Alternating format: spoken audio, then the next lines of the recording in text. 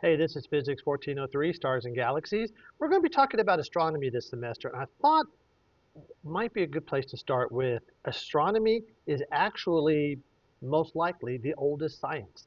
It's been around since even before recorded history. People have looked at the night sky and done stuff with what they were able to observe. And I just want to kind of give you an idea of a couple different things that have been done with astronomy over the years. We're not going to go into a whole lot of detail right now, but we'll go into more detail when we get to class. One, astronomy has always been about calendars.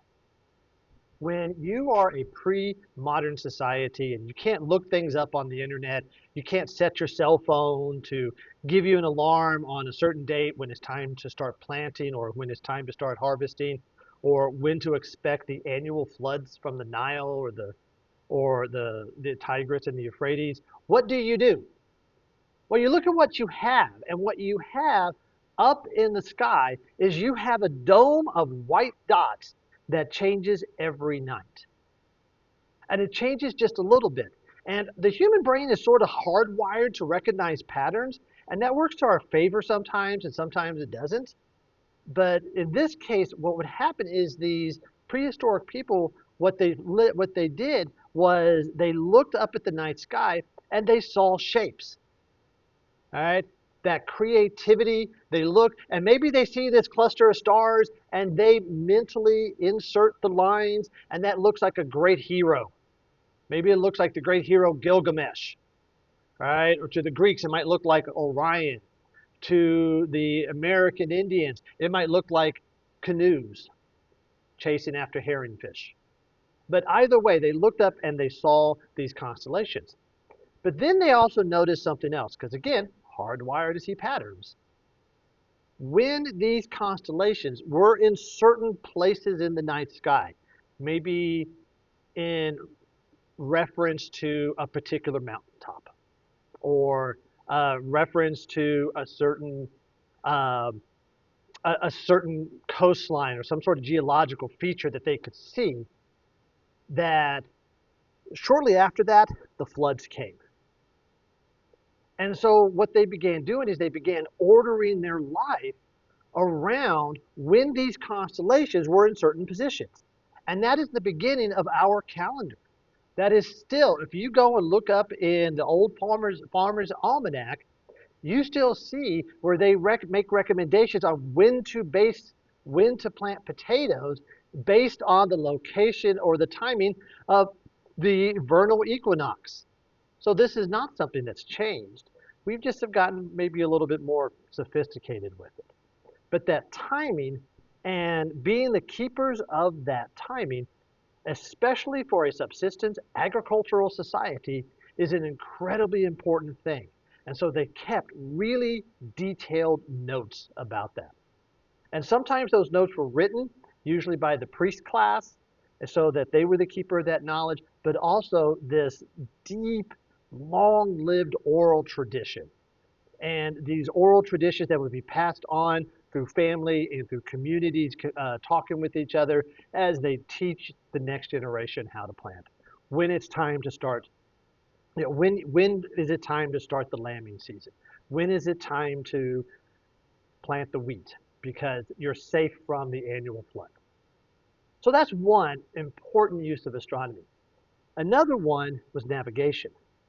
And navigation, we still do this again. If you go and you take a survival course, the United States military, for example, or the Boy Scouts, right, you're going to learn what the North Star is. Because the North Star position is relatively fixed. And so if you can see the North Star, which is actually that way from where I'm standing, if you're looking at that North Star, you now know where east, south, and west is.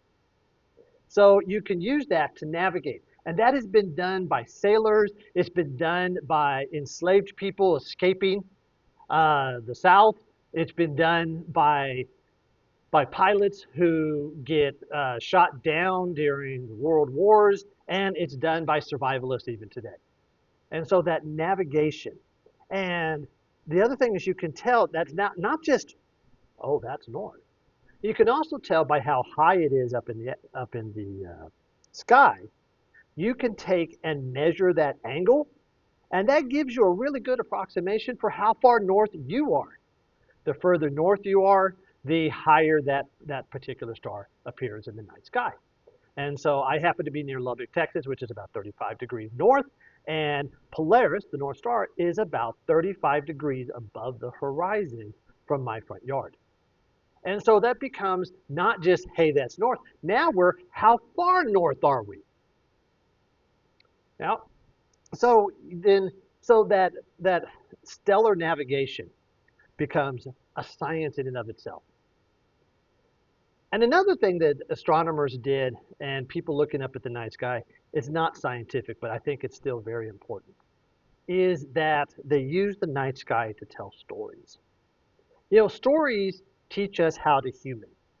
That's something my daughter says a lot, is that literature teaches us how to human, how to be a person, right? And so I mentioned these constellations up here. And those constellations, they began to tell stories. And the purpose of these stories was to teach what is right, what is wrong. How should you as a ruler act? How should you as a subject act? How should you as a young man or a young woman act? So behind me, I am not an art person, and you're probably saying, yep, I can tell. All right, this is the constellation Orion. And this is the constellation Taurus. They are next to each other in the night sky. They're very prominent during the fall. Okay. And to the Greeks, this was Orion. But to the Mesopotamians, long before, this was Gilgamesh, the king.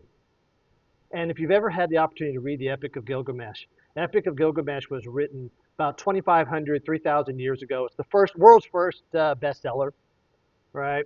And one of the parts of the Epic of Gilgamesh is that Gilgamesh is forced to fight the bull of heaven. All right. Gilgamesh had angered Ishtar, one of the goddesses in the Mesopotamian pantheon. And so, to get revenge, she had sent the bull of heaven down to Ur, the kingdom there in Mesopotamia. And anybody who touched the bull of heaven would die. And as a good king, Gilgamesh goes and he fights the bull of heaven with the help of his best friend Kaidu. All right, and he slays the bull of heaven. Now this is a story that is 3,000 years old, and as you can probably guess, most people never learned how to read. And so books were not available. These were written on clay tablets. They were discovered by accident centuries later, right? And this becomes the way that most people interacted with that story. They would look up and go, let me tell you the story of Gilgamesh. And they would point to this constellation. In the Ojibwa, people in the Minnesota area of North America will tell the story of a great bear. And of this great bear that wandered through the land, and it was so great that everywhere it stepped, it would leave footprints that would fill with water. And if you happen to be from that area, you may know that Minnesota is called the land of 10,000 lakes. It actually, according to some stories, should be the land of 10,000 bear footprints, because this bear was so great, and it was eating everything. And it was terrifying the people that lived in those areas. And they didn't know what to do. And so they called a great conclave together and asked, what should we do about this great bear? And 3 brothers volunteered to go and get that bear and kill it. Not for the glory, but for to save their people. All right, they made that promise. And so they hunted down the bear, and when they finally find the bear turns around, and this bear is huge, it's a giant, and everything's afraid of it except for these 3 brothers. And as soon as it's faced with people who are willing to stand up with it, it turns tail and it runs right up to the top of a mountain and into the night sky. And the 3 brothers just kept chasing after it. And that was the origin of what we sometimes call the Big Dipper. That's the Great Bear, the constellation Ursa Major. And so these become important not just for the science of agriculture or the science of navigation, but also for the keeper of culture and the teaching of people to stay together. And so as we go through, we're going to be looking at the science side of things.